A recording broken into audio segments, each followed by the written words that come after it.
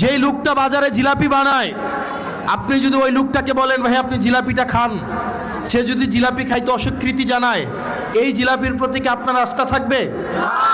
যেই লোকটা এখানে চটপটি বিক্রি করে, ওই লোকটাকে যদি বলেন এই চটপটিটা আপনি খান, উনি যদি বলে যে না এটা আমি খাবো না, আমি অন্য জায়গা থেকে চটপটি কিনে আইনা খাবো, ওই লোকের চটপটি কি আপনি কিনা খাবেন?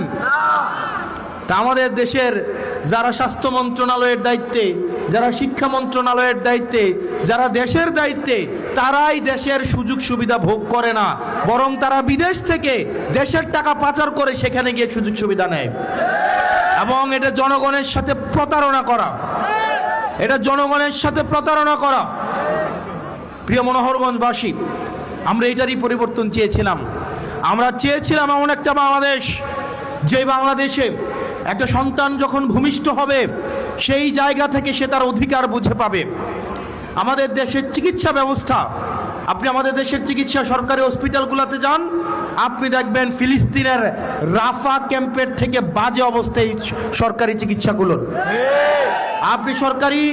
আপনি প্রতিষ্ঠানগুলোতে যান, শিক্ষা প্রতিষ্ঠানগুলোতে যান, সেখানে দেখবেন সেই স্কুলের প্রধান শিক্ষকের ছেলেকে ওই স্কুলে পড়ায় না, সেই এলাকার ইউনুর ছেলেকে স্কুলে পড়ায় না, ডিসির ছেলেকে ঢাকা রেখে পড়াশোনা করায়, আমলাদের ছেলে মেয়েদেরকে বিদেশে রেখে পড়াশোনা করায়।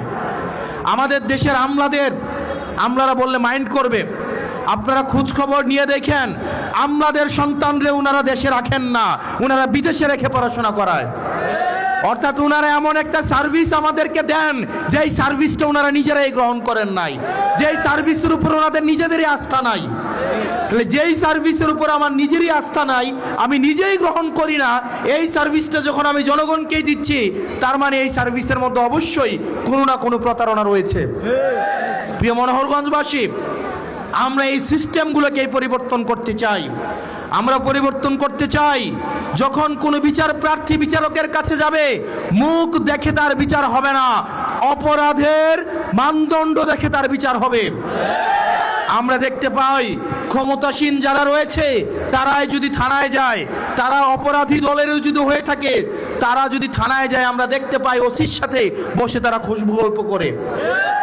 একটা নিরীহ মানুষ যাদের নামে বিচার দিতে যাবে, থানায় গিয়ে দেখে তারাই ওসির সাথে বসে টুস বিস্কুট আর দুধ চা, একদম ক্রিমওয়ালা দুধ চা বসে বসে খায়।